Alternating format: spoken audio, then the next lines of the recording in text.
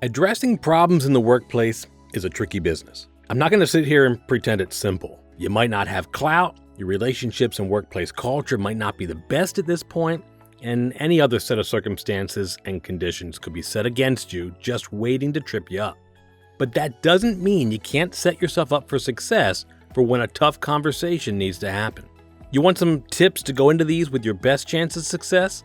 Well, first, get your facts straight. If you've got time to pull information together ahead of the conversation, great, do that. If not, take time during the convo to really listen. And while you're doing that, be sure to ask clarifying questions. This is all part of active listening.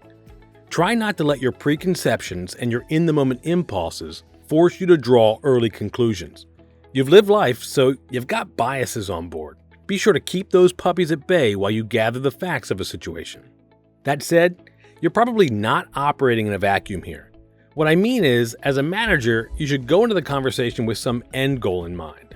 That goal could be identify next steps, or it could be inform the employee they're being terminated. Just because you're actively listening doesn't mean you have to lose control of the conversation. Keep some mental anchors in place and a mental checklist of what you need to get done in the conversation. There's never just a cliff drop. There's always some direction on next steps you'll need to convey, and at least one of you is going to have to go do something with new information afterward. Here's another tip. Be careful of what you say and how you say it, regardless of how you feel. Good mental approach? Pretend everything's being recorded. How would that change your language and behavior? Yeah, it makes a difference, doesn't it? Something to remember is that you need to avoid placing blame in your conversation. If it helps, use more I and we statements that don't target the employee directly. You still need to be assertive and hold the employee accountable wherever needed, but focus on doing this with respectful language and mannerisms. Avoid defensiveness when the likely backlash comes out.